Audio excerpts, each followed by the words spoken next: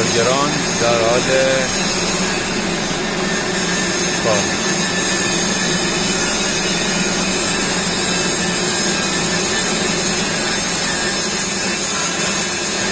کامپوزیت کارا دارن کار میکنن